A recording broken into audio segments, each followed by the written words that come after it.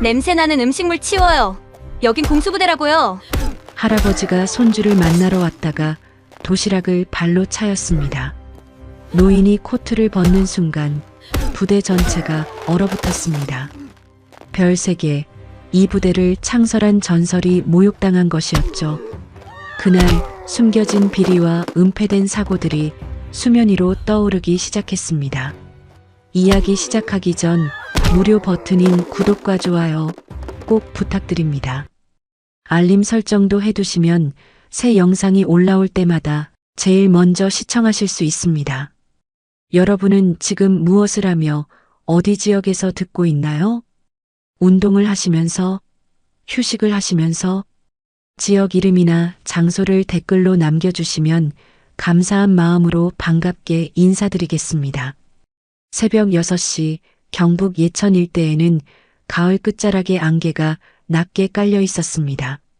제1공수특 전여단 기지로 향하는 외곽도로 위로 한 노인이 터벅터벅 걸어오고 있었어요.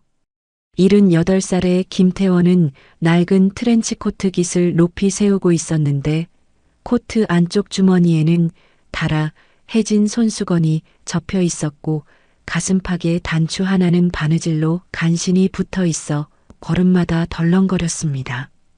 그의 두 손에는 묵직한 스테인리스 도시락통이 들려 있었죠. 5단으로 된 그 도시락통 안에는 새벽 4시부터 정성껏 준비한 반찬들이 층층이 담겨 있었습니다. 맨 아래층에는 단단하게 말아올린 황금빛 계란말이가, 두 번째 층에는 연탄불에 구워 고소한 냄새가 배어든 고등어 구이가, 세 번째 층에는 새콤한 단내가 은은하게 퍼지는 깍두기가, 네 번째 층에는 참기름 향이 짙게 밴 멸치볶음이 담겨 있었어요. 그리고 맨 위층에는 아직도 김이 모락모락 나는 된장찌개 보온 용기가 있었는데 뚜껑 사이로 된장과 파의 구수한 냄새가 실핏줄처럼 새어나와 차가운 새벽 공기를 따뜻하게 물들이고 있었습니다. 태원은 지난밤 내내 잠을 이루지 못했어요. 손주 도윤이가 훈련 중에 다쳤다는 소식을 들었지만 그 뒤로 사흘 동안 제대로 된 연락 한 통 받지 못했거든요. 전화를 걸어도 부대 행정반에서는 경미한 부상이라며 걱정하지 말라는 말만 되풀이했습니다. 하지만 태원은 알고 있었어요. 군대에서 경미하다는 말이 얼마나 많은 것을 감추는지를요. 그래서 새벽같이 집을 나선 것이었습니다. 도윤이는 어렸을 때 부모를 잃고 태원의 손에서 자란 아이였습니다. 중학교 시절 세상이 무너진 듯 울던 그 아이에게 태원이 할 수 있었던 건 따뜻한 밥 한 끼를 챙겨주는 것뿐이었어요. 특히 된장찌개를 끓여주면 도윤이는 눈물을 훔치며 밥을 말아먹곤 했습니다. 냄비가 보글보글 끓는 소리가 위로가 되었던 모양이었죠. 그래서 오늘도 된장찌개였습니다. 기지 외곽도로는 고요했습니다. 안개 사이로 가로등 불빛이 번지며 흐릿한 후광을 만들어냈어요. 멀리서 까마귀 울음소리가 들렸고 이따금 군용 트럭이 지나가며 노면을 흔들었습니다. 태원의 발걸음은 느렸지만 흔들림이 없었어요. 구부정한 어깨와 주름진 얼굴 속에서도 그의 눈빛만은 여전히 살아있었습니다. 위병소 앞에는 벌써 여러 사람들이 줄을 서 있었습니다. 가족들, 연인들, 지인들이 출입증을 손에 쥔 채 차례를 기다리고 있었어요. 젊은 여자는 손수 만든 듯한 과자 상자를 들고 있었고 중년 부부는 두툼한 외투를 챙겨왔더군요. 사람들 사이로 낮은 웅성거림이 들렸습니다. 오늘은 사단 행사라 더 엄격하다던데요. 그러게요. 들어가기도 힘들 거래요. 저번 주에는 출입증 없다고 그냥 돌려보냈대요. 태원은 그 말들을 들으면서도 묵묵히 줄 끝에 섰습니다. 멀리서 궁견이 낮게 으르렁거리는 소리가 들려왔어요. 위병소 안쪽에서는 여군 중이 한 명이 표준 매뉴얼을 낭독하듯 또박또박 안내 방송을 하고 있었습니다. 면회는 사전 신청자에 한해 허가됩니다. 신분증과 출입증을 반드시 지참하시고 외부 음식물 반입은 규정상 금지되어 있으니 협조 부탁드립니다. 그 목소리의 주인공은 31 살의 신미정 중이었습니다. 그녀는 위병소 책임자로서 규정을 철저히 준수하는 것으로 유명했어요. 미정의 눈빛은 냉정했고 말투는 기계처럼 정확했습니다.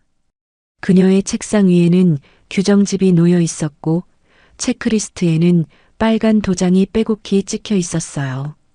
태원의 차례가 되었을 때 미정은 그의 낡은 코트와 손에 든 도시락통을 번갈아 보며 미간을 좁혔습니다. 코트의 색이 발에 있었고 도시락통은 오래된 스테인리스 제품이라 곳곳에 흠집이 나 있었어요. 면회 신청은 하셨습니까?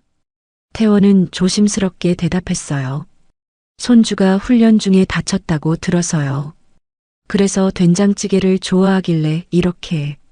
말끝을 흐리는 그의 목소리에는 애틋함이 묻어났습니다. 하지만 미정의 표정은 변하지 않았어요. 오히려 더 차갑게 굳어졌습니다.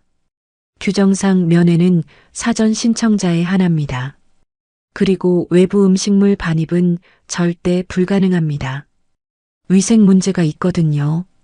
하지만 손주가 다쳤다는데 그건 부대 내에서 관리하고 있습니다. 경미한 부상으로 보고되어 있고요. 규정입니다. 미정의 목소리는 한치의 흔들림도 없었습니다. 주변에서 대기하던 다른 면회객들이 킥킥대며 웃는 소리가 들렸어요. 초라한 코트를 입은 노인이 규정도 모르고 음식을 들고 왔다는 것이 우스워 보였던 모양이었죠. 한 젊은 남자가 옆 사람에게 속삭였습니다. 요즘 누가 저렇게 도시락을 싸와요. 택배 보내면 되는데. 태원은 한 발짝 더 다가서려 했습니다. 도시락통을 조금 들어 올리며 간청하듯 말했어요. 잠깐만요. 제 손주가 지금 안에 있는데 얼굴이라도 한번. 그 순간 미정이 날카롭게 손을 들어 바닥에 노란 페인트 선을 가리켰어요. 경계선 밖으로 물러서십시오. 이것은 명령입니다. 궁견이 더욱 크게 지저댔습니다. 태원의 발걸음이 멈칫했어요. 그의 눈빛이 흔들렸지만 미정은 그것을 보지 못했습니다. 아니, 보려 하지 않았던 것일지도 몰라요. 그녀에게는 규정이 곧 정의였고 예외를 허용하는 것은 직무유기나 다름없었으니까요. 그리고 그 순간 모욕이 시작되었습니다. 미정은 발끝으로 태원이 들고 있던 도시락 가방을 밀쳤어요. 냄새 나잖아요. 치우세요. 다른 분들한테 방해됩니다. 가방이 바닥으로 넘어지면서 도시락통이 굴렀습니다. 된장찌개 보온 용기의 뚜껑이 툭 하고 열리며 뜨거운 김이 수치처럼 하얗게 피어올랐어요. 국물이 바닥으로 흘러내렸고 그 뜨거운 액체가 태원의 손등을 스쳤습니다.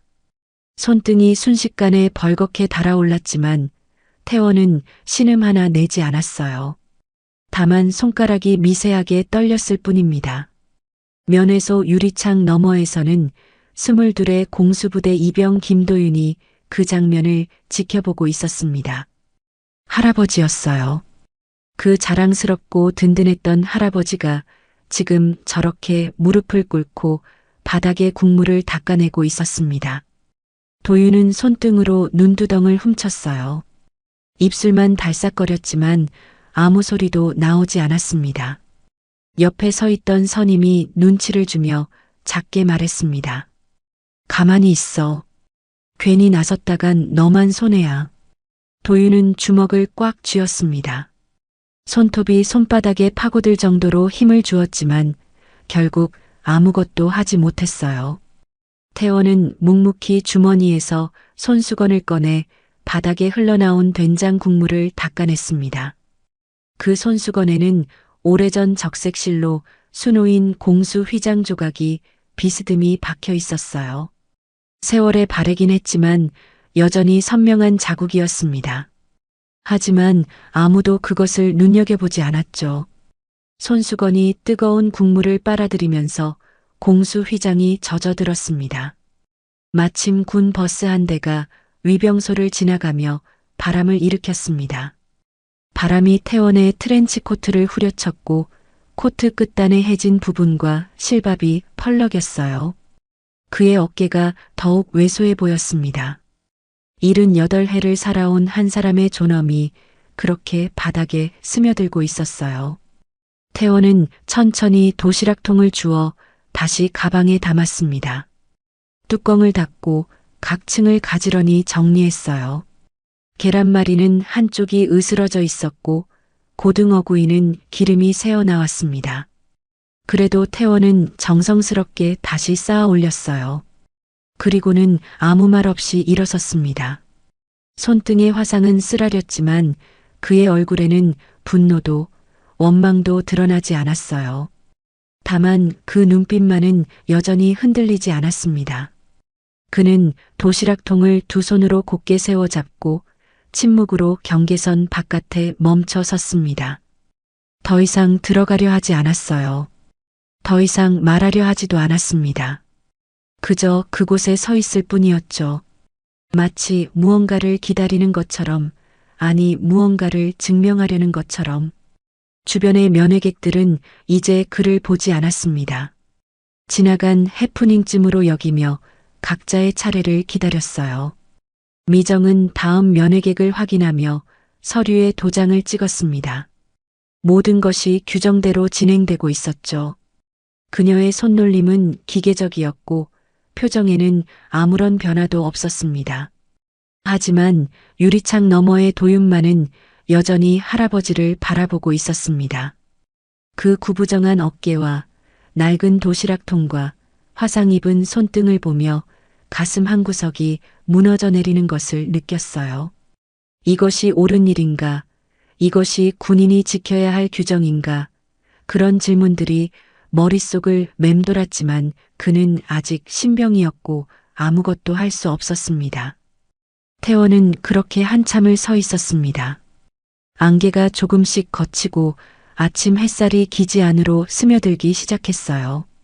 그의 그림자가 길게 드리워졌고 그 그림자 끝에 도시락통의 윤곽이 또렷하게 새겨졌습니다. 마치 그것이 무언가를 상징하는 것처럼, 잊혀서는 안 될 무언가를 말하는 것처럼. 이 노인이 대체 누구인지, 이 도시락이 무엇을 담고 있는지 아무도 묻지 않았어요. 하지만 이 아침의 모욕은 분명 무언가의 시작이었습니다. 도화선에 불이 붙은 것이었죠. 위병소 교대 종소리가 울렸습니다. 오전 8시를 알리는 종이었어요. 신미정 중위는 책상 앞에 앉아 규정 준수 체크리스트를 펼쳐놓고 하나씩 확인하며 빨간 도장을 찍어 나갔습니다. 면회 불가 처리 건수, 외부 음식물 반입 차단 건수, 신분 미확인자 통제 건수, 모든 항목에 체크 표시가 되어 있었어요. 미정은 만족스러운 표정으로 고개를 끄덕이며 옆에 있던 병사에게 말했습니다. 오늘 아침 면회 불가 처리한 노인, 동선 기록 남겨놓아. 혹시 또 올 수도 있으니까. 알겠습니다. 병사는 고개를 숙이며 대답했지만 표정이 미묘하게 굳어 있었어요. 아까 그 노인의 얼굴이 자꾸 머릿속에 떠올랐거든요. 특히 손등에 화상을 입고도 아무 말 없이 국물을 닦아내던 모습이요. 그때 경계선 바깥에서 천천히 움직이는 그림자가 보였습니다. 태원이었어요. 그는 여전히 그 자리에 서 있었습니다. 도시락통을 두 손으로 꼭 잡은 채 마치 뿌리를 내린 나무처럼 움직이지 않고 있었어요. 아침 햇살이 그의 등을 비추고 있었는데 그 빛이 코트의 어깨 부분을 환하게 밝히고 있었습니다. 미정은 창밖을 흘끗 보더니 미간을 찌푸렸어요. 아직도 저기 있네. 누가 가서 돌려보내. 중위님, 그런데 저분이 계속 저렇게 서 계시면 규정대로 했으면 됐어. 우리가 할 일은 다 했어. 미정의 목소리는 단호했습니다. 그녀에게는 규정이 모든 판단의 기준이었고 그 선을 넘는 것은 직무태만이나 다름없었으니까요. 바로 그때였습니다. 태원이 천천히 코트를 벗기 시작했어요. 그의 손놀림은 느렸지만 의도적이었습니다. 코트가 어깨에서 미끄러져 내렸고 그것이 바닥에 닿는 순간 먼지와 흙먼지가 작은 고리처럼 일어났어요. 그리고 그 아래 낡은 낙하복 조끼가 드러났습니다. 조끼는 세월의 발에 있었지만 형태는 여전히 또렷했어요. 가슴 위쪽 심장이 뛰는 자리 바로 위에 삼성 휘장이 붙어 있었습니다. 별 3개. 금빛이 아침 햇살을 받아 은은하게 반짝였어요. 옆에는 오래된 부대 창설 기념 패치가 달려 있었는데 실밥이 풀려 한쪽이 들떠 있었지만 여전히 그 의미는 선명했습니다. 위병소 근처에 있던 병사 몇 명이 그것을 보고 멈칫했습니다. 한 병사가 작게 속삭였어요. 저거 삼성 아니야? 삼성이면 중장인데. 근데 저 패치 봐. 저거 특전사 창설 기념장 아니야? 설마. 병사들 사이로 미세한 긴장감이 흘렀습니다. 움츠러들던 표정들이 하나둘 굳어지기 시작했어요. 누군가가 휴대폰을 꺼내 재빨리 검색을 시작했습니다. 미정도 그 장면을 보고 있었어요. 그녀의 얼굴에 당혹감이 스쳤습니다. 하지만 곧 그것을 억눌렀어요. 입술을 꽉 다물고 자리에서 일어섰습니다. 저게 진짜인지 어떻게 알아? 요즘 군복 파는 데 많잖아. 하지만 그녀의 목소리에는 확신이 없었습니다. 오히려 자신을 설득하려는 듯한 떨림이 섞여 있었어요. 위병소 밖으로 나간 미정은 태원 앞에 섰습니다. 그녀는 여전히 규정을 지키려 했어요. 어르신, 신원 확인이 필요합니다. 군 관련 복장을 착용하셨으니 신분증 제시 부탁드립니다.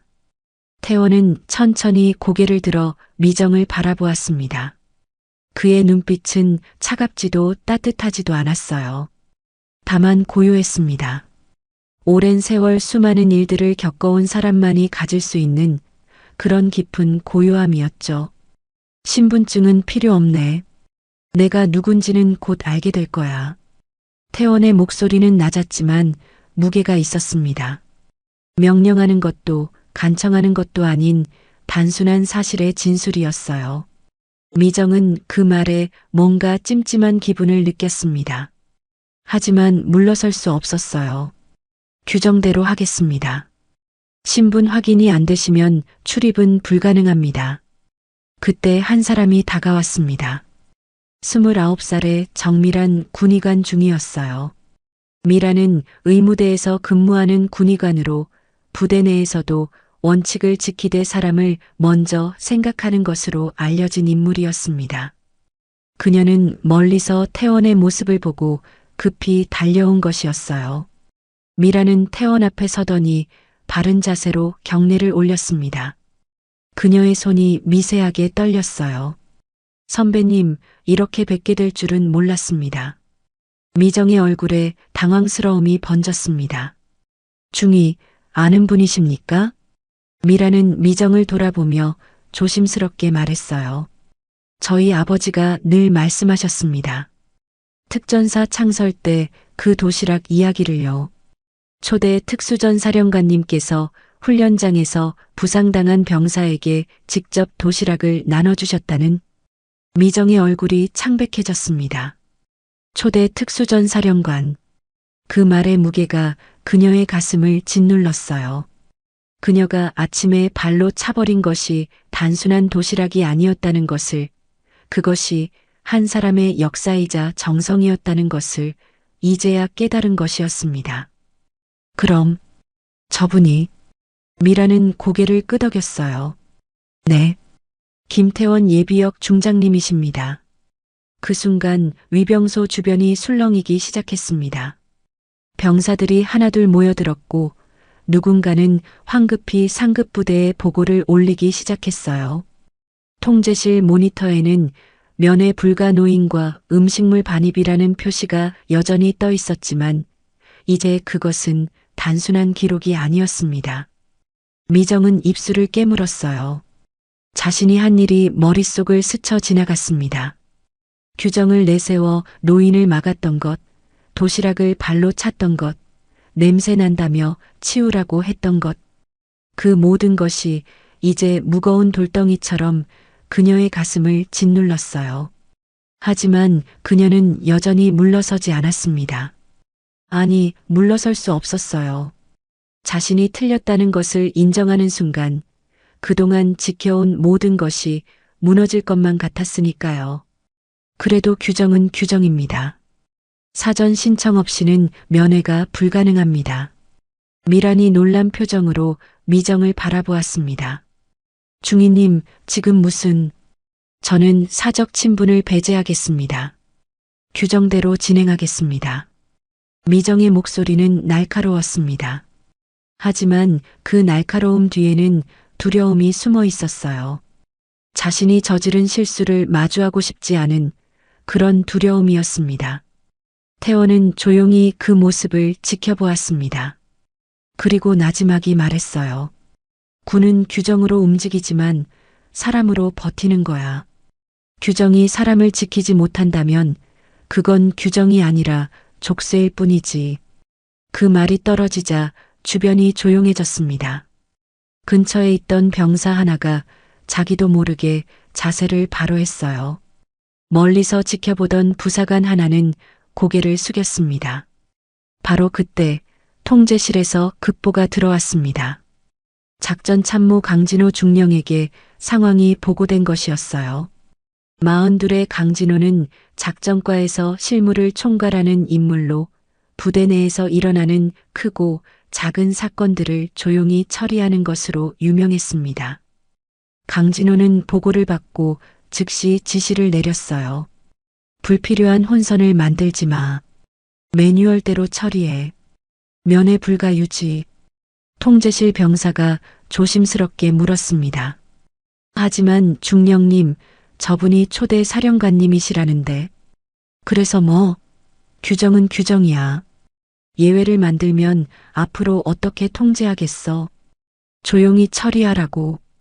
강진호의 목소리에는 차가운 계산이 깔려 있었습니다. 그에게는 부대의 질서가 개인의 명예보다 중요했어요. 아니, 정확히는 자신의 입지를 지키는 것이 무엇보다 중요했습니다.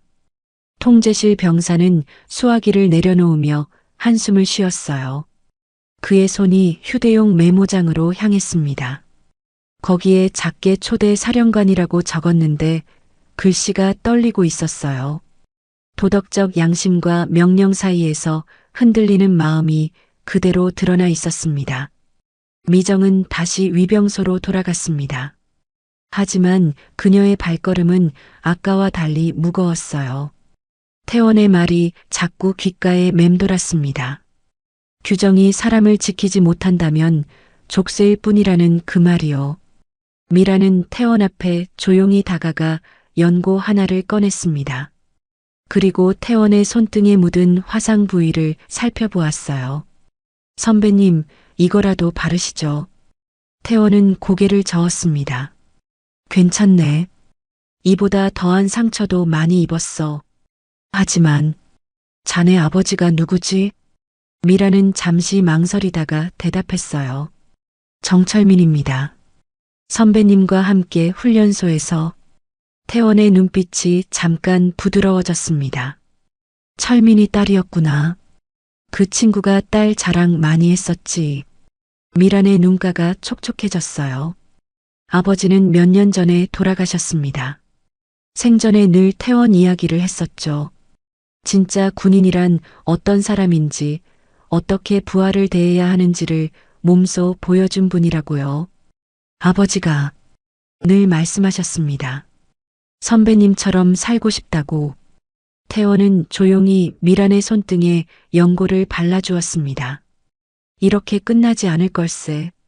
내가 온 이유는 손주를 보러 온 것도 있지만 이 부대가 어떻게 돌아가는지 확인하러 온 것이기도 하거든. 미라는 고개를 들어 태원을 바라보았습니다. 그의 눈빛이 다시 날카로워지고 있었어요. 부드러움 뒤에 숨어 있던 강철 같은 의지가 드러나는 순간이었습니다. 선배님, 혹시 이 부대에 뭔가 잘못된 게 있어? 손주가 다친 것도 그냥 넘어갈 일이 아니야. 자네도 느끼고 있을 거야. 미란의 얼굴이 굳었습니다. 사실 그녀도 알고 있었어요. 부대 내에서 작은 사고들이 제대로 보고되지 않는다는 것을, 부상자들의 의무 기록이 조작되고 있다는 것을요. 하지만 목소리를 낼 수 없었습니다. 혼자만의 힘으로는 어쩔 수 없었으니까요. 선배님, 조심하셔야 합니다. 이 부대는 두렵나? 미라는 고개를 끄덕였어요. 두렵습니다. 하지만 누군가는 해야 한다고 생각했습니다. 태원은 그녀의 어깨를 가볍게 두드렸습니다. 그럼 이제 혼자가 아니야. 그 순간 멀리서 면회소 유리창이 반짝였습니다. 도윤이 여전히 그곳에서 할아버지를 바라보고 있었어요. 태원과 도윤의 시선이 유리를 사이에 두고 마주쳤습니다. 말은 오가지 않았지만 그들은 서로를 이해하고 있었어요. 태원은 천천히 도시락통의 뚜껑을 한 번 더 열었다 닫았습니다. 덜컥하는 소리가 고요한 아침 공기를 가르며 퍼져나갔어요. 그것은 단절의 소리가 아니었습니다. 오히려 시작의 신호였죠. 무언가가 움직이기 시작한 것이었습니다. 작전 참모실안은 냉방기의 윙윙거리는 소리로 가득했습니다. 42의 강진호 중령은 책상 앞에 앉아 컴퓨터 화면을 응시하고 있었어요. 화면에는 훈련 중 경미한 사고라는 제목의 보고서가 떠 있었습니다. 강진호는 마우스를 움직여 특정 항목에 체크 표시를 했어요. 경미사고, 보고 누락 가능, 절차적 정당성 확보, 자동 완성 매크로가 작동하며 서류가 순식간에 정리되었습니다. 옆에 서 있던 보좌관이 조심스럽게 물었어요. 중령님, 그런데 이번 낙하사고는 좀 심각한 것 같은데요. 김도윤 이병이 발목을. 경미한 부상이야. 의무대에서도 그렇게 보고했잖아. 강진호의 목소리는 차갑고 단호했습니다. 그는 서류를 덮으며 한숨을 쉬었어요. 훈련 중에 다치는 건 당연한 거야. 매번 큰 사건으로 만들면 부대 평가가 어떻게 되겠어. 조용히 처리하는 게 모두를 위한 거라고. 보좌관은 더 이상 말하지 못했습니다. 이런 일이 한두 번이 아니었으니까요. 부대에서는 작은 사고들이 늘 이렇게 처리되었어요. 보고서에는 경미한 부상이라고 적히고 실제로는 병사들이 조용히 고통을 참으며 회복을 기다렸습니다. 복도 저편 보급과 사무실에서는 50살의 서기찬 원사가 전화 통화를 하고 있었습니다. 그의 책상 위에는 낙하산 납품 관련 서류들이 쌓여 있었어요. 네, 재고 처리 방식대로 하면 돼요. 라벨만 새로 붙이면 문제 없어요. 기찬의 목소리는 낮고 능숙했습니다. 이런 일을 처음 하는 게 아니었으니까요. 전화를 끄는 그는 서랍에서 새 스티커 뭉치를 꺼냈습니다. 검수 완료라고 적힌 스티커였어요. 그는 낡은 낙하산 더미 사이를 오가며 하나하나 라벨을 덧붙이기 시작했습니다. 손놀림이 빠르고 익숙했어요. 마치 공장 라인에서 일하듯 기계적으로 움직였습니다. 창고 구석에는 실제로 문제가 있는 낙하산들이 쌓여 있었어요. 줄이 마모된 것, 천이 찢어진 것, 금속 고리가 느슨한 것들이었습니다.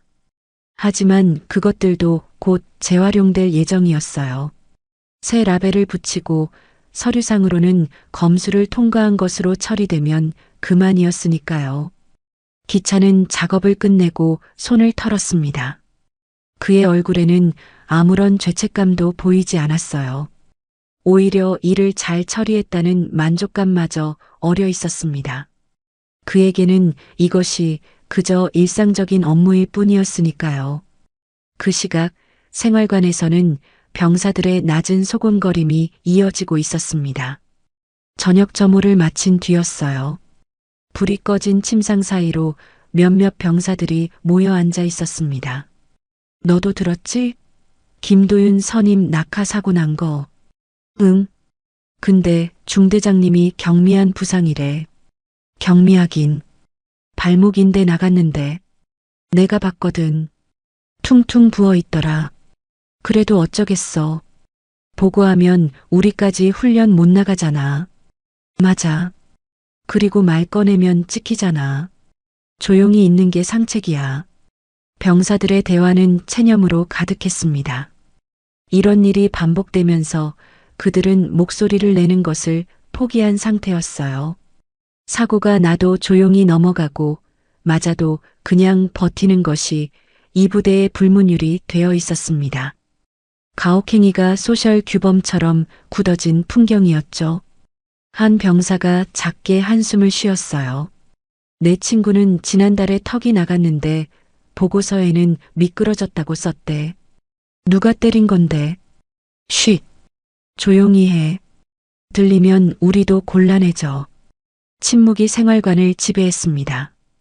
어둠 속에서 병사들의 눈빛만이 불안하게 흔들리고 있었어요.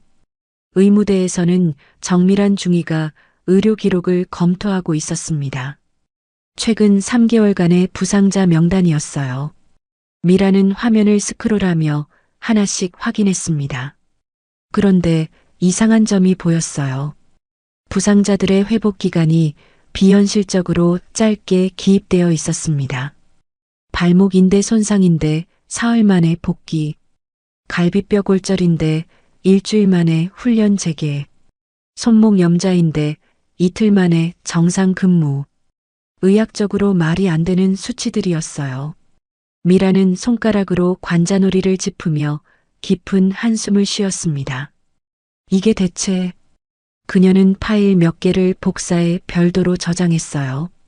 언젠가는 이것이 증거가 될 거라는 생각이 들었습니다.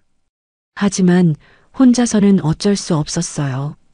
목소리를 내려면 누군가의 도움이 필요했습니다. 밤 11시 면회소 근처 야외 벤치에 태원이 홀로 앉아 있었습니다. 기지 외등 불빛이 그의 얼굴을 비추고 있었어요. 그는 도시락통을 무릎 위에 올려놓고 천천히 뚜껑을 열었다 닫았다를 반복하고 있었습니다. 덜컥, 덜컥. 그 소리가 고요한 밤 공기를 가르며 작은 파문처럼 번져나갔습니다. 태원의 머릿속에는 수많은 생각이 맴돌고 있었어요. 손주가 다쳤다는 소식, 면회소에서 겪은 모욕, 그리고 미란이 했던 말들. 이 부대에는 뭔가 잘못된 것이 있었습니다. 표면적으로는 멀쩡해 보이지만 속은 썩어가고 있었어요. 그것은 태원이 평생 군 생활을 하며 목격했던 가장 위험한 징후였습니다. 태원은 도시락통 안을 들여다보았습니다. 된장찌개는 식어 있었고 계란말이는 한쪽이 으스러져 있었어요. 하지만 그것들은 여전히 의미를 담고 있었습니다. 이 음식들은 단순한 반찬이 아니라 한 사람이 다른 사람을 생각하는 마음이었으니까요. 그는 손수건을 꺼내 도시락통의 옆면을 닦기 시작했어요. 손수건에 박힌 공수 휘장이 외등 불빛에 반짝였습니다. 그 휘장은 태원의 과거를 말해주고 있었어요. 젊은 시절 부하들과 함께 훈련장을 누비던 날들, 위험한 임무를 수행하던 순간들, 그리고 동료를 잃고 슬퍼하던 밤들까지 멀리 생활관 창문에서 희미한 불빛이 새어나오고 있었습니다. 태원은 그쪽을 바라보았어요. 저 안에 손주가 있을 거라는 생각이 들었습니다. 도윤이도 지금 잠들지 못하고 뭔가를 생각하고 있을까요? 바로 그 순간 생활관 안에서는 실제로 도윤이 침대에 누워 천장을 바라보고 있었습니다. 할아버지의 얼굴이 자꾸만 떠올랐어요. 아침에 위병소에서 목격한 그 장면이 머릿속에서 지워지지 않았습니다. 도시락이 바닥에 떨어지고 국물이 흘러내리고 할아버지가 무릎을 꿇고 그것을 닦아내던 모습이요. 도윤은 이불을 꽉 움켜쥐었습니다. 분노와 무력감이 교차했어요.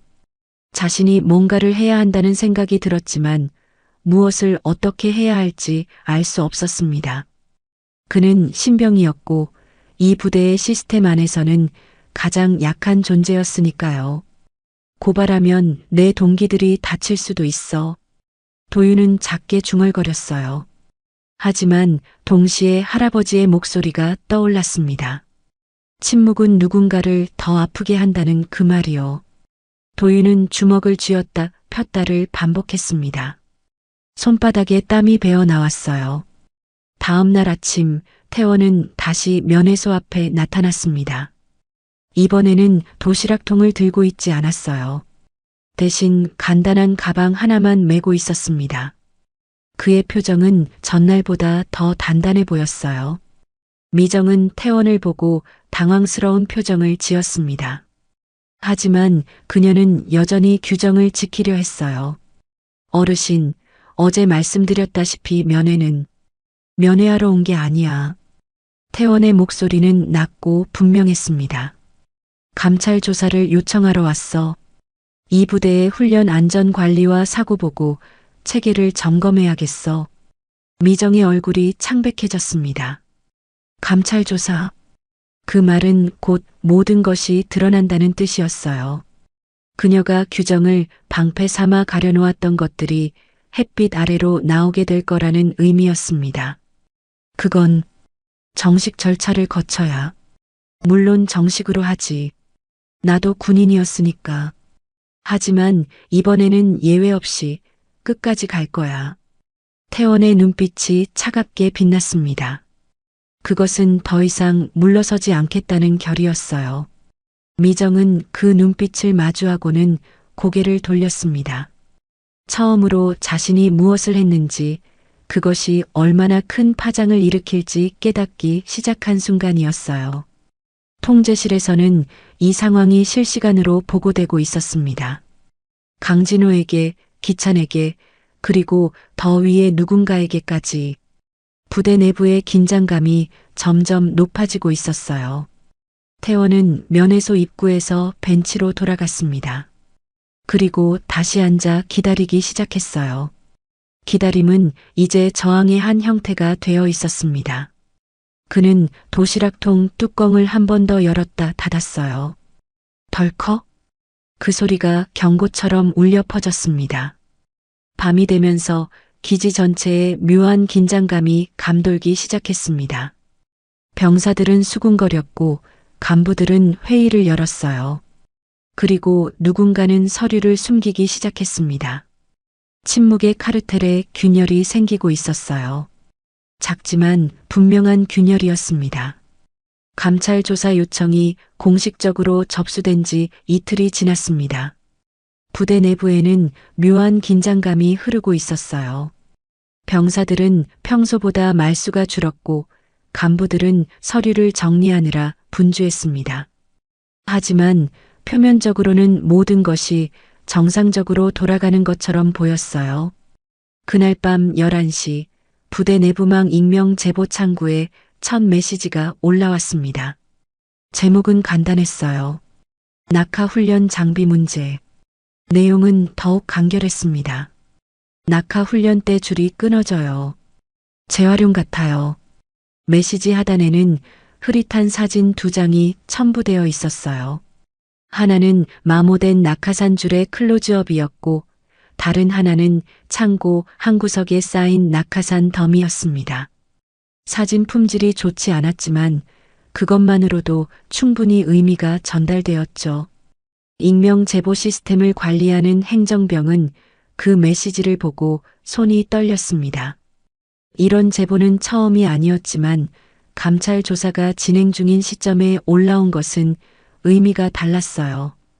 그는 즉시 상급자에게 보고했습니다.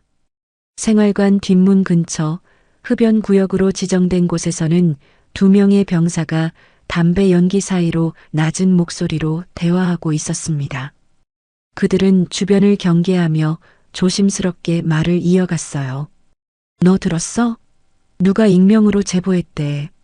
진짜? 용기 있네. 근데 들키면 어떡하려고. 그러게. 내 친구는 지난달에 턱이 나갔는데 보고서에는 미끄러졌다고 썼대. 누가 때린 건데? 쉿. 조용히 해. 저기 부사관님 오신다. 두 병사는 재빨리 담배를 끄고 경례 자세를 취했습니다. 부사관이 지나가고 나서야 그들은 다시 숨을 쉴 수 있었어요. 하지만 대화는 이어지지 않았습니다. 말하는 것 자체가 위험이 될 수 있었으니까요. 의무대에서는 정밀한이 태원을 만나기 위해 조용히 준비하고 있었습니다. 그녀는 최근 3개월간의 검수표 파일을 출력해 봉투에 담았어요. 모든 장비가 같은 업체 코드로 되어 있었습니다.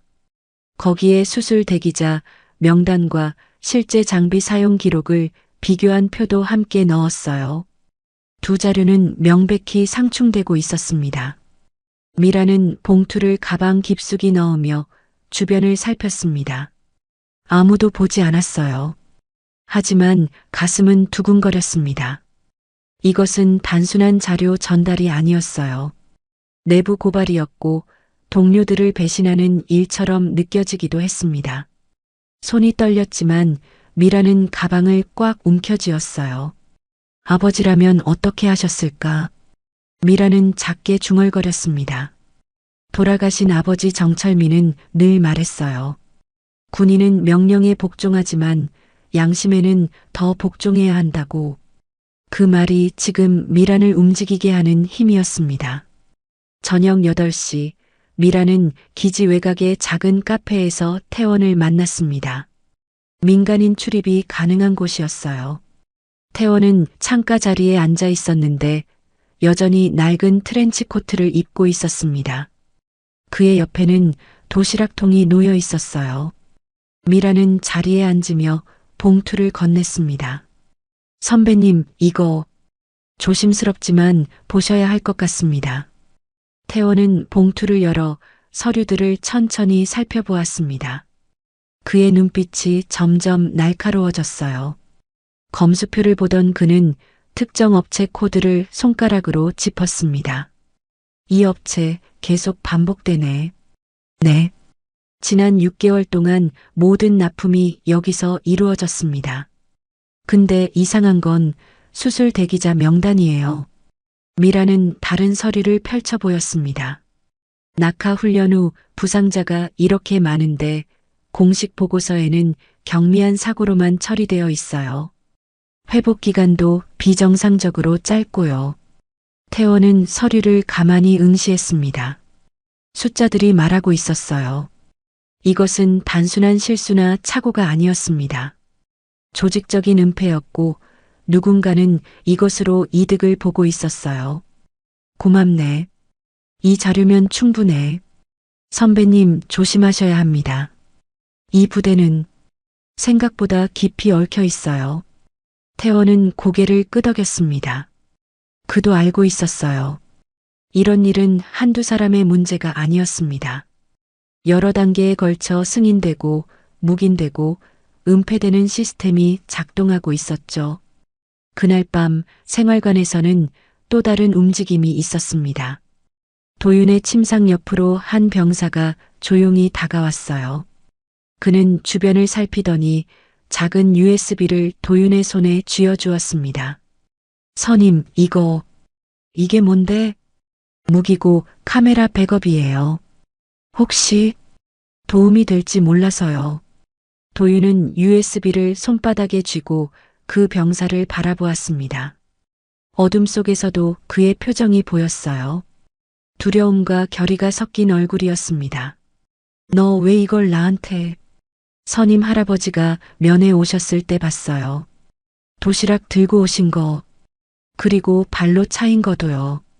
그때 생각했어요. 우리도 뭔가 해야 한다고. 도윤의 가슴이 뜨거워졌습니다. 자신만 괴로워하는 게 아니었어요. 다른 병사들도 같은 마음이었습니다. 다만 용기를 내지 못했을 뿐이었죠. 고맙다. 잘 쓸게. 병사는 고개를 끄덕이고 자리로 돌아갔습니다. 도윤은 USB를 이불 속에 숨기며 깊은 숨을 내쉬었어요. 이제 물러설 수 없다는 생각이 들었습니다. 다음 날 오전, 태원은 부대 통제실을 찾았습니다. 감찰 조사권을 행사하기 위해서였어요. 통제실 책임자는 당황스러워했지만 거부할 수 없었습니다. 태원은 예비역이었지만 감찰 요청은 정식으로 접수되었고 상급 부대에서도 승인이 떨어진 상태였으니까요. 태원은 컴퓨터 앞에 앉아 로그 파일을 추적하기 시작했습니다. 그는 젊은 시절 특전사에서 배웠던 암호 체계를 기억하고 있었어요. 보안 채널을 재정렬하며 숨겨진 기록들을 하나씩 찾아냈습니다. 여기 봐. 특정 시간대에 CCTV 공백이 반복돼. 태원은 화면을 가리켰습니다. 밤 11시에서 12시 사이 보급창고 구역의 카메라가 규칙적으로 꺼져 있었어요. 한두 번이 아니라 지난 6개월 동안 계속 반복되었습니다. 이건 고장이 아니야. 의도적으로 끈 거지. 통제실 담당자는 말없이 화면을 바라보았습니다. 그도 알고 있었어요. 하지만 모른 척 해왔던 것이었습니다. 태원은 그의 표정을 읽고는 조용히 말했어요. 자네도 알고 있었지? 저는 명령에 따랐을 뿐입니다. 명령이 잘못되었다면? 담당자는 대답하지 못했습니다. 그의 손이 떨렸어요.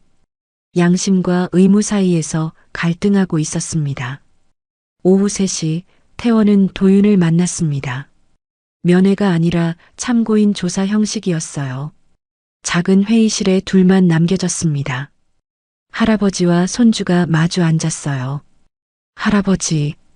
도윤의 목소리가 떨렸습니다.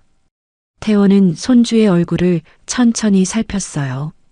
여윈 얼굴, 다크서클, 그리고 불안한 눈빛. 모든 것이 말해주고 있었습니다. 말해봐. 여기서 무슨 일이 있었는지. 도윤은 입술을 깨물었습니다. 말하면 동기들이 피해를 볼 수도 있었어요. 하지만 침묵하면 더 많은 사람이 다칠 것이었습니다. 할아버지의 눈빛이 그를 밀어주고 있었어요. 낙하 훈련 때 줄이 끊어졌어요. 전에도 그런 일이 있었대요. 근데 다들 참았대요. 왜? 보고하면 우리 분대장님까지 문책당하신대요. 그래서 그냥 참는 게 낫다고 했어요. 태원은 고개를 끄덕였습니다. 예상했던 답이었어요. 부대 내에서 침묵이 강요되고 있었던 것이었습니다. 내가 용기 내줘서 고맙다. 이제 할아버지가 할 일이야. 도윤은 주머니에서 USB를 꺼내 태원에게 건넸습니다. 이것도요. 동기가 준 거예요. 태원은 USB를 받아들었습니다. 작은 것이었지만 이것이 진실로 가는 열쇠가 될 수도 있었어요. 그날 저녁 익명 제보 창구에 또 다른 메시지가 올라왔습니다. 이번에는 여러 명이었어요. 훈련 중 구타당했습니다. 하지만 말하지 못했습니다. 장비가 낡았는데도 계속 쓰라고 합니다. 부상당해도 보고하지 말라고 압박받았습니다. 메시지들이 쏟아지기 시작했습니다. 한 사람이 용기를 내자 다른 사람들도 따라왔어요. 침묵의 벽이 조금씩 무너지고 있었습니다. 통제실 담당자는 쏟아지는 제보들을 보며 손을 떨었습니다. 그는 더 이상 모른 척할 수 없었어요. 그도 병사들 중 하나였고 그들의 고통을 외면할 수 없었습니다. 그는 조용히 자신의 경험담을 익명 제보 창구에 올렸어요. 저도 신병 시절 같은 일을 겪었습니다. 아무에게도 말하지 못했습니다. 이제는 바뀌어야 합니다. 밤이 깊어지면서 부대 내부망은 증언들로 가득 찼습니다. 양심이 일어서고 있었어요.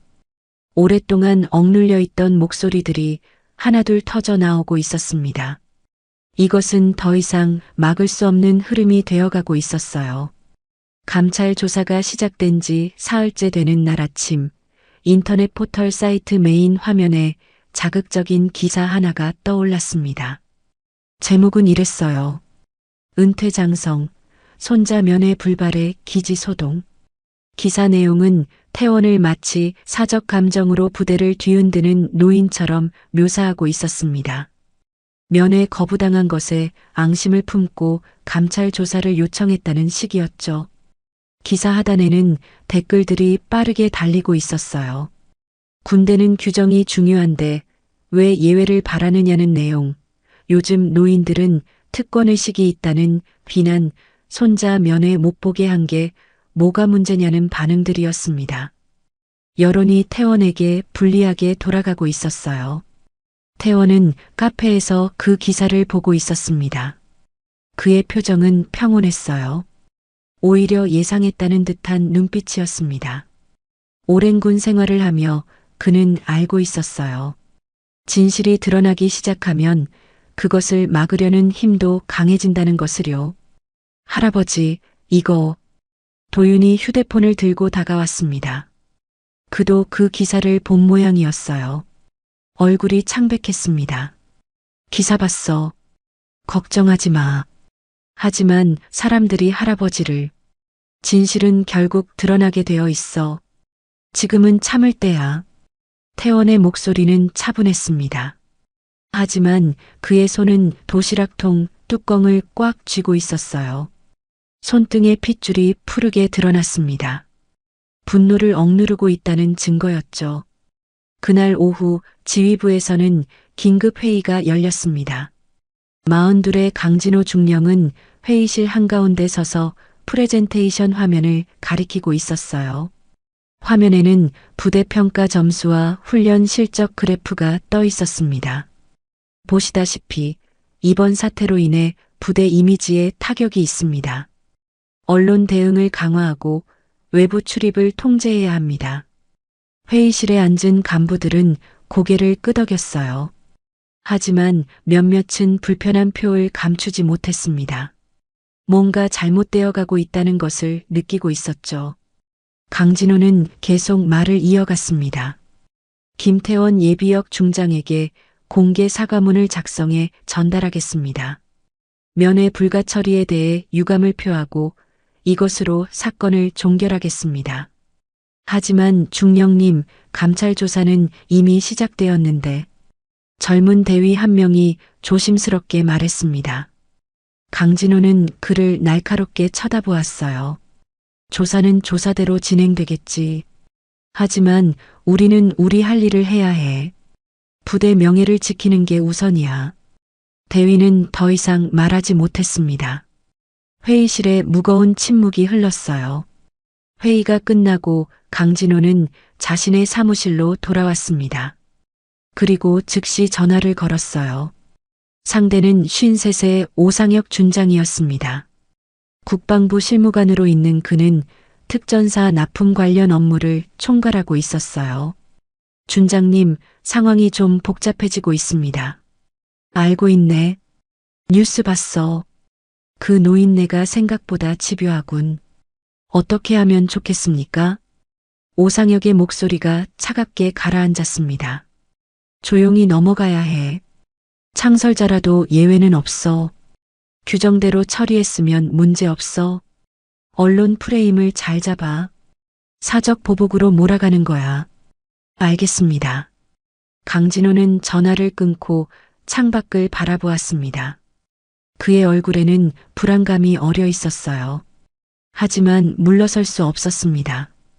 이미 너무 깊이 들어온 상태였으니까요.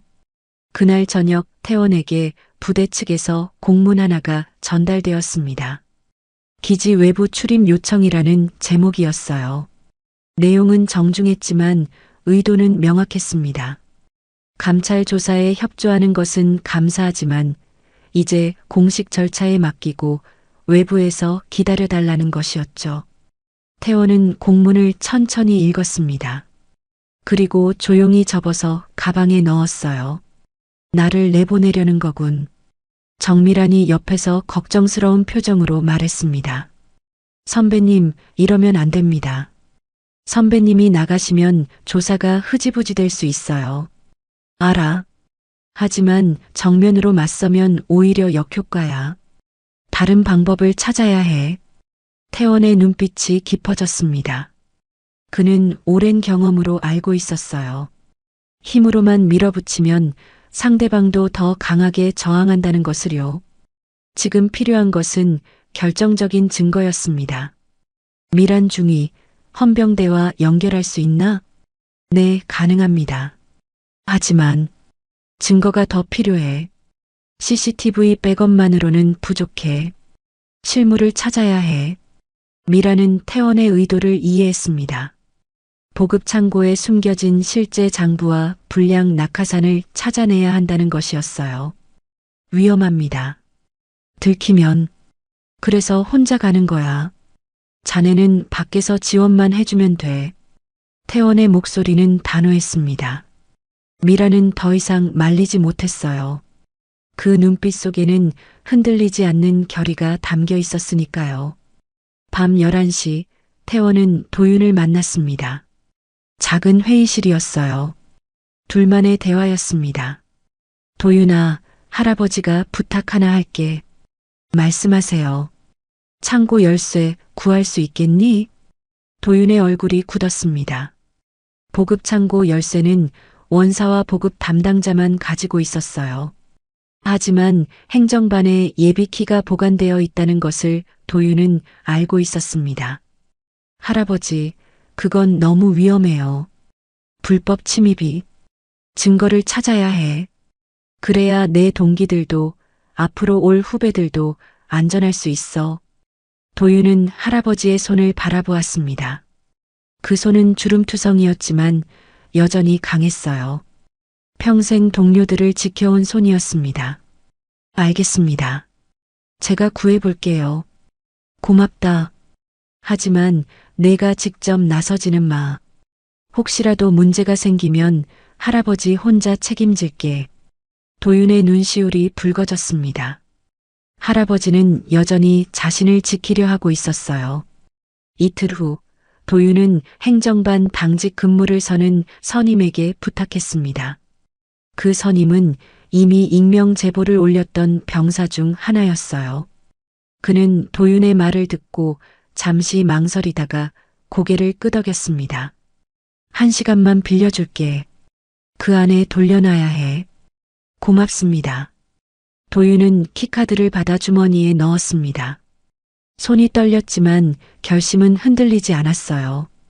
그날 밤 자정, 태원과 도윤, 그리고 미란 세 사람이 보급창고 앞에 모였습니다. 어둠 속에서 적외선 센서가 붉게 빛나고 있었어요. 멀리서 궁견 소리가 들렸습니다. 준비됐나? 태원의 목소리가 낮게 울렸습니다. 도윤은 키카드를 꺼내 센서에 갖다 댔어요. 삐하는 소리와 함께 초록불이 들어왔습니다. 문이 천천히 열렸어요. 창고 안은 어두웠습니다. 태원이 손전등을 켜자 낡은 장비들이 드러났어요. 낙하산 더미, 공구 상자, 그리고 구석에 쌓인 서류들. 태원은 천천히 안으로 들어갔습니다. 저기, 저 금고. 미란이 구석을 가리켰어요. 오래된 철제 금고가 있었습니다. 자물쇠가 채워져 있었지만 태원은 젊은 시절 배웠던 기술을 기억하고 있었어요. 그는 주머니에서 작은 도구를 꺼내 자물쇠를 만졌습니다. 몇 번의 시도 끝에 찰칵 소리와 함께 열렸어요. 금고 안에는 낡은 장부 묶음이 있었습니다. 표지에는 납품 내역이라고 적혀 있었어요. 태원은 그것을 꺼내 펼쳤습니다. 날짜, 수량, 업체 코드, 그리고 서명란. 모든 것이 기계적으로 반복되어 있었습니다. 조작의 흔적이 역력했어요. 이거야. 이게 증거야. 태원이 장부를 들어 올렸을 때 갑자기 창고 밖에서 발소리가 들렸습니다. 세 사람은 얼어붙었어요. 손전등 불빛이 문틈으로 스며들어 왔습니다. 누군가 다가오고 있었어요. 도윤이 재빨리 문 옆으로 몸을 숨겼습니다. 태원은 장부를 가슴에 안고 어둠 속으로 물러섰어요. 미라는 숨을 죽였습니다. 문이 천천히 열렸습니다. 그리고 그곳에 선 사람은 다름 아닌 신미정 중이었어요. 그녀는 손전등을 들고 창고 안을 비추고 있었습니다. 그녀의 얼굴에는 복잡한 감정이 어려 있었어요. 누구세요? 미정의 목소리가 떨렸습니다. 태원이 어둠 속에서 천천히 나왔어요. 두 사람의 시선이 마주쳤습니다. 침묵이 흘렀어요. 긴 침묵이었습니다. 그리고 미정은 천천히 주머니에서 무언가를 꺼냈습니다. 예비 키카드였어요. 그녀는 그것을 태원에게 건넸습니다. 저도 죄인입니다. 명령이었다고 변명했지만 결국 제 선택이었어요. 미정의 눈가에 눈물이 맺혔습니다. 태원은 그 키카드를 받지 않고 대신 도시락통 상단 뚜껑을 열었어요. 그 안에는 아직도 남아있는 계란말이 한 조각이 있었습니다. 그는 그것을 미정에게 내밀었어요. 당신도 군인이야. 사람을 지키는. 미정은 떨리는 손으로 그것을 받았습니다. 그리고 바른 자세로 경례를 올렸어요. 눈물이 볼을 타고 흘러내렸습니다. 신미정이 예비 키카드를 내밀었을 때 창고 안의 공기가 잠시 멈춘 것 같았습니다. 태원은 그 카드를 받지 않고 대신 도시락통에서 계란말이 한 조각을 꺼내 미정에게 건넸어요. 미정은 떨리는 손으로 그것을 받았습니다. 차가운 계란말이였지만 그 안에는 따뜻한 의미가 담겨 있었어요. 명령보다 사람이 먼저야. 그걸 잊지 마. 태원의 목소리는 낮았지만 단단했습니다. 미정은 고개를 숙이고 바른 자세로 경례를 올렸어요. 눈물이 볼을 타고 흘러내렸습니다. 그동안 규정이라는 방패 뒤에 숨어있던 자신이 부끄러웠어요. 하지만 이제 늦지 않았습니다. 아직 바로잡을 수 있는 기회가 남아 있었으니까요. 선배님, 제가 도와드리겠습니다. 미정의 목소리에는 결의가 담겨 있었습니다. 태원은 고개를 끄덕이며 금고에서 꺼낸 장부를 펼쳐 보였어요. 이 장부를 봐. 납품 날짜와 수량이 반복돼. 근데 실제 검수 기록과 맞지 않아. 미정은 장부를 들여다보았습니다.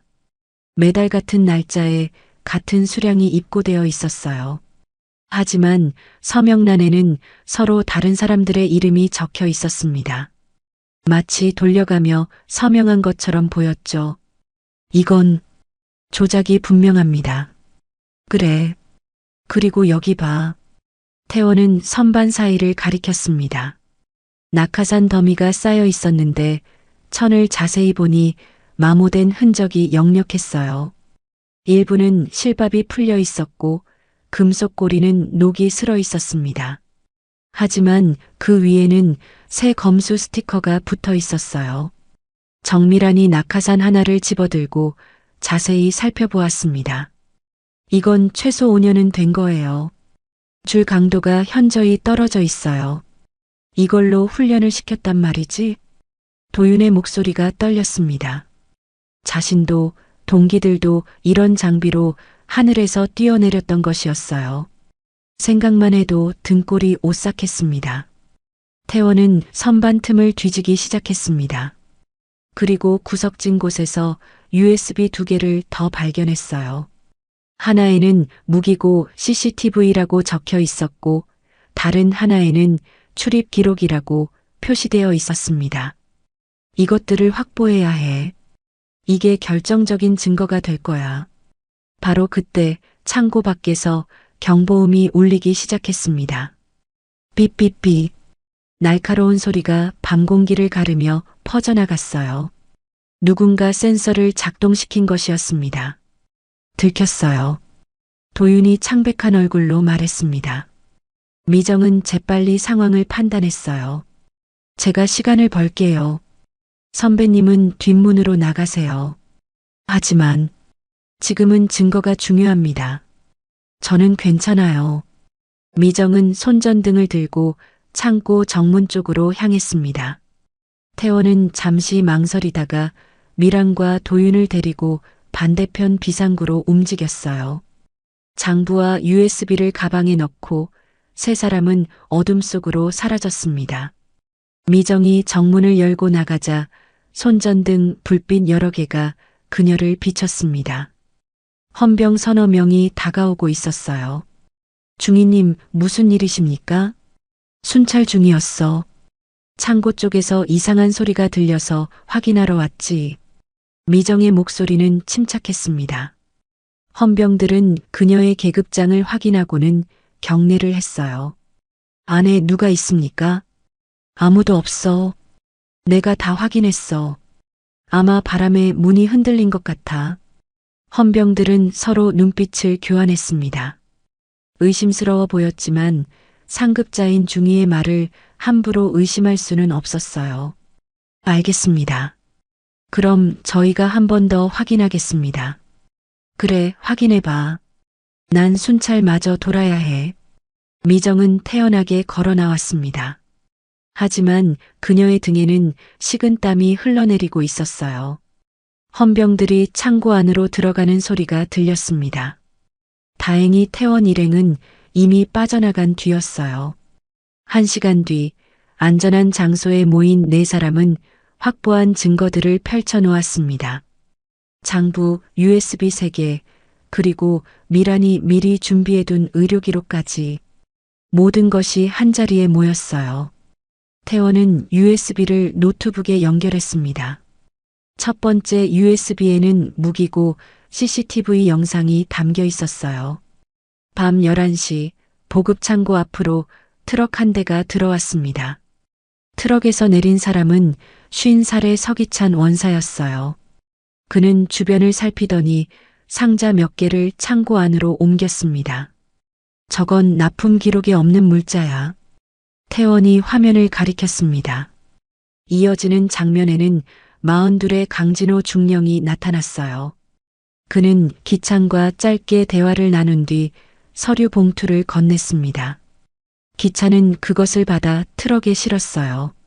두 번째 USB에는 출입 기록이 담겨 있었습니다. 지난 6개월 동안 보급 창고에 출입한 사람들의 명단이었어요. 그 중에는 오상혁 준장의 이름도 있었습니다. 날짜를 확인해 보니 대규모 납품이 있던 날과 정확히 일치했어요. 이제 확실해졌어. 이건 조직적인 비리야. 미란이 의료 기록을 꺼내 보였습니다. 그리고 이 기록들을 보면 부상자들이 제대로 치료받지 못했다는 것도 증명돼요. 회복 기간이 턱없이 짧게 기록되어 있거든요. 도윤은 그 서류들을 보며 주먹을 쥐었습니다. 자신의 동기들이 겪었던 고통이 숫자로 증명되고 있었어요. 이걸로 어떻게 하실 건가요? 태원은 잠시 생각에 잠겼습니다. 증거는 충분했어요. 하지만 이것을 어떻게 활용하느냐가 중요했습니다. 잘못하면 증거가 또다시 은폐될 수도 있었으니까요. 헌병대에 정식으로 제출해야 해. 그리고 언론에도 알려야 해. 동시에 움직여야 그들이 손쓸 시간을 주지 않아. 선배님, 제가 아는 기자가 있습니다. 군 문제를 전문적으로 다루는 사람이에요. 미란의 제안에 태원은 고개를 끄덕였습니다. 좋아. 내일 아침 10시에 헌병대 정문 앞에서 만나자. 그때 모든 걸 공개할 거야. 네 사람은 서로를 바라보았습니다. 두려움도 있었지만 희망도 있었어요. 이들은 각자의 이유로 이 자리에 있었지만 이제는 하나의 목표를 향해 함께 움직이고 있었습니다. 미정이 조용히 말했어요. 선배님, 제가 도시락을 치우라고 했을 때 정말 죄송했습니다. 이제 됐어. 당신은 용기를 냈어. 그게 중요해. 태원은 가방에서 도시락통을 꺼냈습니다. 이제 거의 비어 있었어요. 하지만 그 무게는 여전히 묵직했습니다. 그는 뚜껑을 천천히 닫았어요. 덜컥? 그 소리가 작은 방 안에 울려 퍼졌습니다. 내일부터는 진짜 싸움이 시작돼. 준비됐나? 세 사람은 고개를 끄덕였습니다. 미정의 눈빛은 더 이상 흔들리지 않았어요. 미라는 아버지의 유품인 군복 단추를 만지작거렸습니다. 도윤은 할아버지의 손을 꽉 잡았어요. 밤이 깊어갔습니다. 하지만 네 사람은 잠들지 않았어요. 내일을 준비하고 있었습니다. 증거를 정리하고 진술서를 작성하고 연락할 사람들의 명단을 만들었어요. 창밖으로 새벽이 밝아오기 시작했습니다. 하늘이 조금씩 밝아지고 있었어요. 어둠이 걷히고 있었습니다. 부대 안에서도 그리고 이들의 마음속에서도요. 태원은 창밖을 바라보며 작게 중얼거렸습니다. 철민아, 내 딸이 훌륭하게 자랐어. 내가 자랑스러워할 거야. 그 말을 들은 미란의 눈가에 눈물이 맺혔습니다. 하지만 그것은 슬픔의 눈물이 아니었어요. 자부심의 눈물이었습니다. 아버지가 걸었던 길을 자신도 걷고 있다는 것이 뿌듯했어요. 새벽 6시, 네 사람은 각자의 위치로 흩어졌습니다. 하지만 그들은 더 이상 혼자가 아니었어요. 보이지 않는 연대로 연결되어 있었습니다. 그리고 몇 시간 후 진실이 세상에 드러날 것이었습니다. 오전 10시 국방부 청문회장 앞에는 수십 대의 카메라가 설치되어 있었습니다. 기자들이 삼각대를 세우고 조명을 조절하느라 분주했어요. 청문회는 공개로 진행되기로 결정되었습니다. 너무 많은 증거가 쌓였고 더 이상 조용히 덮을 수 있는 상황이 아니었으니까요. 청문회장 안으로 들어서는 사람들의 표정은 제각각이었습니다. 42의 강진호 중령은 굳은 얼굴로 자리에 앉았어요. 그의 손이 미세하게 떨리고 있었습니다. 50살의 서기찬 원사는 고개를 숙인 채 시선을 피했어요. 그리고 53의 오상혁 준장은 여전히 당당한 표정을 유지하려 애쓰고 있었지만 이마에 맺힌 땀방울이 그의 불안을 드러내고 있었습니다. 방청석 앞쪽에는 태원이 앉아 있었습니다. 그의 옆에는 도시락통이 놓여 있었어요. 낡고 찌그러진 통이었지만 오늘 이 자리에서는 그 어떤 증거보다 강력한 상징이 될 것이었습니다. 도윤은 할아버지 옆에 앉아 긴장한 얼굴로 앞을 바라보고 있었어요. 청문회가 시작되었습니다. 사회를 맡은 검사가 먼저 증거 자료들을 제시했어요. 납품 장부, CCTV 영상, 출입 기록, 그리고 의료 기록까지 하나하나가 화면에 띄워질 때마다 방청석에서 작은 탄식이 흘러나왔습니다.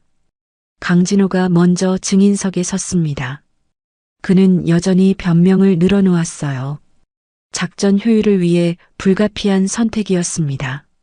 모든 사고를 일일이 보고하면 훈련 일정에 차질이 생기고 그것은 곧 전투력 약화로 이어집니다. 검사가 날카롭게 반박했습니다. 효율이 사람의 생명보다 중요합니까? 강진호는 입을 다물었어요. 대답할 수 없었습니다. 화면에는 부상당한 병사들의 사진이 떠올랐어요. 발목이 부어오른 모습, 타박상으로 멍든 얼굴, 붕대를 감은 손목. 하나하나가 그가 경미하다고 처리했던 사고들이었습니다. 이 병사들은 제대로 된 치료를 받지 못했습니다. 중령님의 보고서에는 경미한 부상으로 기록되어 있지만 실제 의료 기록을 보면 최소 2주에서 한 달의 회복 기간이 필요한 상태였어요. 강진호의 얼굴이 창백해졌습니다. 그는 더 이상 변명하지 못했어요. 다음은 서기찬 원사의 차례였습니다. 그는 증인석에 서자마자 고개를 숙였어요. 죄송합니다. 제가 납품업체와 거래했습니다. 그의 목소리는 떨리고 있었습니다. 검사가 CCTV 영상을 재생했어요. 밤에 트럭이 들어오고 기찬이 상자를 옮기고 봉투를 받는 장면이 또렷하게 보였습니다. 이 봉투 안에는 무엇이 들어 있었습니까? 돈이었습니다. 리베이트였습니다. 방청석이 술렁였습니다. 기차는 계속 말을 이어갔어요. 낡은 장비를 재활용하면 차액이 생겼습니다. 그걸 나눠 가졌어요. 처음에는 작은 금액이었지만 점점 커졌습니다. 그 장비로 훈련한 병사들이 다쳤다는 것을 알고 있었습니까? 기차는 대답하지 못했습니다. 그의 침묵이 곧 대답이었어요. 마지막으로 오상혁 준장이 증인석에 섰습니다. 그는 여전히 당당한 척했어요. 저는 보고만 받았을 뿐입니다. 현장의 세부 사항은 알 수 없었습니다. 검사가 출입 기록을 화면에 띄웠습니다. 하지만 준장님은 여러 차례 보급 창고를 방문하셨습니다. 납품이 있던 날과 정확히 일치하는 날짜예요. 그건 정기 점검이었습니다. 한밤중에 정기 점검을 하십니까? 오상혁의 얼굴이 굳었습니다. 검사는 계속해서 증거를 제시했어요. 업체와의 통화 기록, 계좌 이체 내역, 그리고 기창과 주고받은 문자 메시지까지 모든 것이 그의 관여를 증명하고 있었습니다. 저는 오상혁의 목소리가 떨렸습니다. 그는 더 이상 부인할 수 없었어요. 화면에 띄워진 증거들이 그를 압도하고 있었습니다. 그는 천천히 고개를 떨구었어요. 인정합니다. 제가 승인했습니다. 방청석이 조용해졌습니다. 오상혁의 자백은 이 모든 사건의 정점을 찌르는 것이었어요. 그가 무너지자 카르텔 전체가 무너지기 시작했습니다. 검사가 마지막 증인을 호출했습니다. 김태원 예비역 중장님, 증언대로 나와주십시오. 태원이 천천히 일어났습니다. 그는 도시락통을 두 손으로 들고 앞으로 걸어갔어요. 방청석의 모든 시선이 그에게 쏠렸습니다. 카메라 플래시가 터졌지만 태원은 흔들리지 않았어요. 증언대에 선 태원은 도시락통을 앞에 놓았습니다. 그리고 조용하지만 단호한 목소리로 말하기 시작했어요. 저는 이 부대를 창설했습니다. 젊은 시절 동료들과 함께 이 땅을 지키기 위해 목숨을 걸었습니다. 우리는 규정을 지켰지만 그보다 먼저 사람을 지켰습니다. 태원의 목소리에는 깊은 울림이 있었습니다. 군은 규정으로 움직입니다. 하지만 규정은 사람을 지키기 위해 존재하는 것입니다. 명령은 동료를 보호하기 위해 내려지는 것이지 그들을 해치기 위한 것이 아닙니다. 그는 도시락통을 들어 올렸어요. 이 도시락은 제가 손주를 위해 준비한 것입니다. 계란말이, 고등어구이, 깍두기, 멸치볶음, 된장찌개. 평범한 반찬들이지만 그 안에는 한 사람이 다른 사람을 걱정하는 마음이 담겨 있습니다.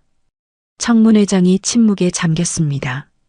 태원은 계속 말을 이어갔어요. 이 도시락이 발로 차였을 때 저는 화가 나지 않았습니다. 다만 슬펐습니다. 군이 언제부터 이렇게 되었나 하고요. 규정이 방패가 되고 명령이 폭력이 되고 숫자가 사람을 대신하는 곳이 되어버렸습니다. 태원의 눈빛이 오상혁을 향했습니다. 당신들은 병사들을 숫자로 취급했습니다. 보고서의 한 줄, 통계의 한 칸으로요. 하지만 그들은 누군가의 아들이고 누군가의 손주이고 누군가의 친구입니다. 그들에게는 이름이 있고 꿈이 있고 돌아갈 가정이 있습니다. 방청석에서 흐느끼는 소리가 들렸습니다. 병사 가족들이었어요. 제 손주 도윤이도 다쳤습니다. 낡은 장비 때문에요. 하지만 그보다 더 아팠던 것은 그 고통을 말할 수 없었다는 것입니다. 침묵을 강요당했다는 것입니다. 태원은 도시락통 뚜껑을 열었습니다. 그 안은 비어 있었어요. 이제 이 도시락은 비었습니다.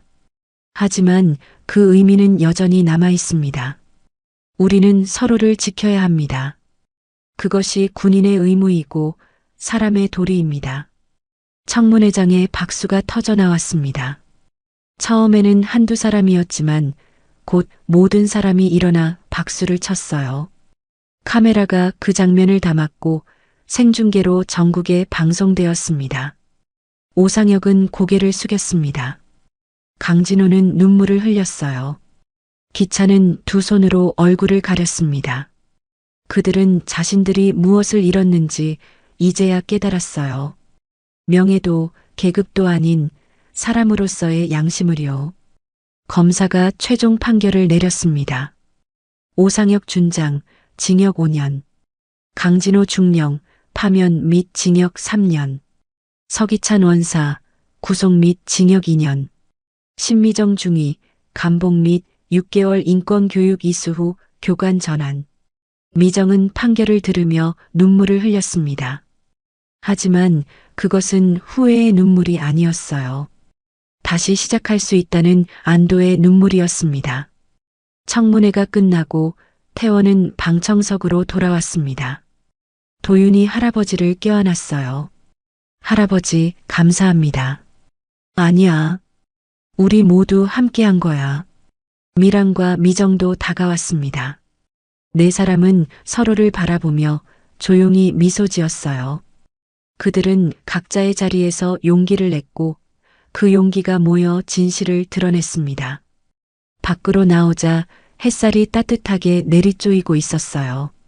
태원은 하늘을 올려다보며 깊은 숨을 들이마셨습니다. 긴 싸움이 끝났어요. 이제 새로운 시작이 남아 있었습니다. 청문회가 끝나고 석 달이 흘렀습니다. 제1공수특 전 여단 기지는 많은 것이 변해 있었어요. 가장 먼저 바뀐 것은 부대 식당 벽면이었습니다. 정문 바로 옆 모든 병사가 지나다니는 곳에 새로운 문구가 새겨졌어요. 군인의 명예는 계급이 아니라 기억으로 남는다. 짙은 금색 글씨로 새겨진 그 문장은 아침 햇살을 받아 은은하게 빛나고 있었습니다. 그 아래에는 작은 액자가 걸려 있었어요. 태원이 들고 왔던 도시락통 사진이었습니다. 찌그러지고 낡았지만 그 안에 담겼던 의미만큼은 영원히 기억될 것이었죠. 오늘은 특별한 날이었습니다. 부대에서 새롭게 제정한 창설자 도시락 데이였어요. 매달 첫째 주 금요일 모든 신병들이 서로를 위해 도시락을 준비하는 날이었습니다. 식당에서 제공하는 식사 외에 각자가 정성껏 준비한 반찬 하나씩을 나눠 먹는 전통이 만들어진 것이었죠. 식당 안은 따뜻한 분위기로 가득했습니다. 병사들이 도시락통을 펼쳐놓고 서로의 음식을 나누고 있었어요.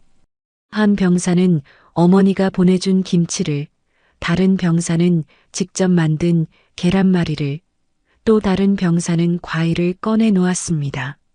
작은 반찬들이었지만 그 안에는 서로를 생각하는 마음이 담겨 있었어요. 선임, 이거 제가 만든 거예요. 맛없을 수도 있는데. 괜찮아.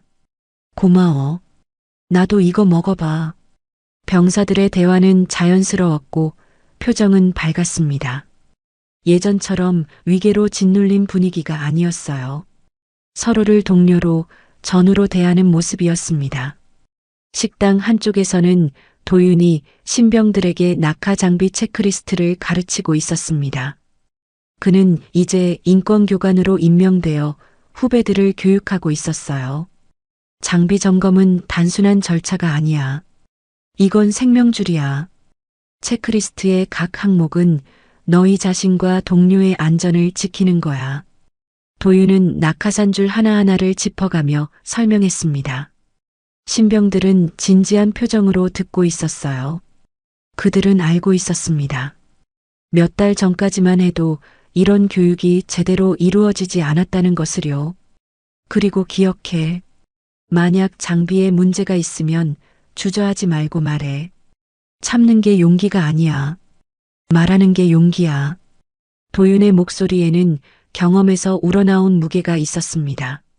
신병들은 고개를 끄덕였어요. 의무대에서는 정밀한이 새로운 의료 시스템을 점검하고 있었습니다. 이제 모든 부상은 즉시 기록되고 정확한 회복 기간이 명시되었어요. 은폐할 수 없는 투명한 시스템이 만들어진 것이었습니다. 미라는 컴퓨터 화면을 보며 만족스러운 표정을 지었어요. 지난 3개월 동안 부상자 수가 눈에 띄게 줄었습니다.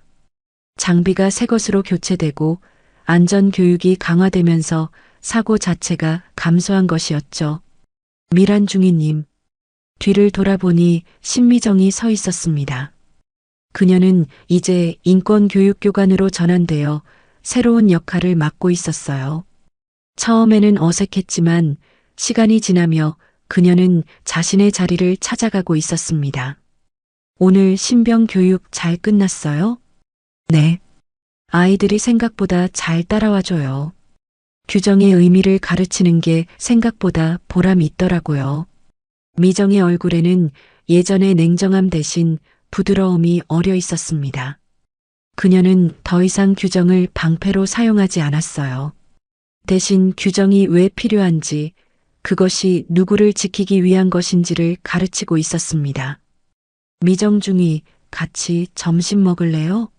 오늘 도시락 데이잖아요. 좋아요. 가죠. 두 사람은 나란히 식당으로 향했습니다. 예전 같으면 상상할 수 없었던 모습이었죠. 오후 2시 부대 본관 앞 광장에서는 작은 행사가 열리고 있었습니다. 태원의 명예교관 위촉식이었어요. 부대장이 직접 위촉장을 전달했습니다. 김태원 예비역 중장님을 제1공수특전 여단 명예교관으로 위촉합니다. 선배님의 정신이 이 부대에 영원히 이어지기를 바랍니다. 태원은 위촉장을 받으며 고개를 숙였습니다. 그의 손에는 여전히 그 낡은 도시락통이 들려 있었어요. 이제 그 도시락은 단순한 용기가 아니었습니다. 한 시대를 바꾼 상징이 되어 있었죠. 감사합니다. 하지만 이건 제 혼자만의 공이 아닙니다. 태원은 도윤과 미란, 미정을 바라보았어요. 용기를 낸 젊은이들이 있었기에 가능한 일이었습니다. 진짜 군인은 계급으로 존재하는 게 아니라 양심으로 존재합니다. 여러분이 그것을 증명해 주었습니다. 박수가 터져 나왔습니다. 따뜻하고 진심 어린 박수였어요. 행사가 끝나고 태원과 도윤은 부대 뒤편의 작은 벤치에 나란히 앉았습니다. 석 달 전 태원이 혼자 앉아있던 바로 그 자리였어요. 할아버지, 그때 왜 포기하지 않으셨어요? 모두가 할아버지를 내보내려 했잖아요. 도윤의 질문에 태원은 잠시 하늘을 올려다보았습니다. 포기할 수 없었어. 너를 지키고 싶었고 너와 같은 아이들이 더 이상 다치지 않길 바랐으니까. 할아버지가 아니었으면 저는 아마 그냥 참았을 거예요. 그건 내 잘못이 아니야. 시스템이 잘못되어 있었던 거지. 태원은 도시락통을 무릎 위에 올려놓았습니다. 그리고 천천히 뚜껑을 열었어요. 안에는 오늘 아침 새로 담아온 반찬들이 있었습니다. 계란말이, 고등어구이, 깍두기, 멸치볶음. 처음 그날과 똑같은 구성이었죠. 도윤아, 이제 이 도시락을 내가 받아. 네. 이건 이제 내 것이야. 후배들에게 전해줘. 도시락의 의미를 말이야. 도윤의 눈가가 붉어졌습니다. 그는 떨리는 손으로 도시락통을 받았어요. 찌그러지고 낡은 통이었지만 그 무게는 묵직했습니다. 할아버지, 울지 마. 이건 끝이 아니라 시작이야. 이제 너희 세대가 이어가야 해. 도윤은 도시락통을 가슴에 안았습니다. 금속의 차가운 감촉이 느껴졌지만 그 안에서 따뜻함이 전해져 왔어요. 해가 서쪽으로 기울기 시작했습니다. 저녁 점호 시간이 다가오고 있었어요. 병사들이 하나둘 생활관으로 돌아가고 있었습니다. 그들의 발걸음은 가벼웠고 얼굴에는 웃음이 있었어요. 도윤은 도시락통을 천천히 닦기 시작했습니다. 손수건으로 하나하나 정성스럽게 닦아냈어요. 그리고 뚜껑을 천천히 닫았습니다. 덜컥? 그 소리가 고요한 저녁 공기를 가르며 울려 퍼졌습니다. 이번에는 단절의 소리가 아니었습니다. 봉합의 소리였어요. 세대와 세대를 잇는 소리, 과거와 현재를 연결하는 소리, 상처를 치유하는 소리였습니다. 멀리서 태극기가 바람에 펄럭이고 있었습니다. 그 아래서 병사들이 경례를 올리고 있었어요. 그들의 자세는 반듯했고 눈빛은 맑았습니다. 이제 이곳은 규정만으로 움직이는 곳이 아니었어요. 사람의 마음으로 작동하는 곳이었습니다. 도윤은 도시락통을 가방에 넣으며 조용히 중얼거렸습니다. 그날 한 그릇의 된장찌개가 우리 모두를 진짜 군인으로 만들었어요. 태원은 그 말을 듣고 미소 지었습니다. 그리고 천천히 일어나 부대를 나섰어요. 뒤돌아보니 도윤이 서서 경례를 올리고 있었습니다. 태원도 경례로 답했어요. 문이 닫혔습니다. 하지만 그것은 이별이 아니었어요. 새로운 약속이었습니다. 서로를 지키고 기억하고 이어가겠다는 약속이었죠. 기지 정문을 나서는 태원의 뒷모습은 여전히 구부정했지만 그의 걸음은 가벼웠습니다. 석양이 그의 등을 비추고 있었고 긴 그림자가 뒤를 따르고 있었어요. 하지만 그 그림자는 외롭지 않았습니다. 수많은 사람들의 기억과 함께하고 있었으니까요. 도시락통의 뚜껑이 닫히는 소리가 마지막으로 한 번 더 울려 퍼졌습니다. 덜컥? 그것은 작별이 아니라 계승의 신호였어요. 한 세대에서 다음 세대로, 한 사람에서 다른 사람으로 기억이 이어지는 순간이었습니다. 그리고 그 기억은 영원히 이어질 것이었습니다. 여러분은 이 이야기를 들으며 무엇을 느끼셨나요? 혹시 주변에서 규정과 원칙 사이에서 고민했던 순간을 목격하신 적은 없으신가요? 진짜 용기는 목소리를 내는 데 있다는 것, 그리고 한 사람의 작은 정성이 세상을 바꿀 수 있다는 것을 기억해 주셨으면 합니다. 여러분의 이야기도 듣고 싶습니다. 소중한 사연을 기다리겠습니다.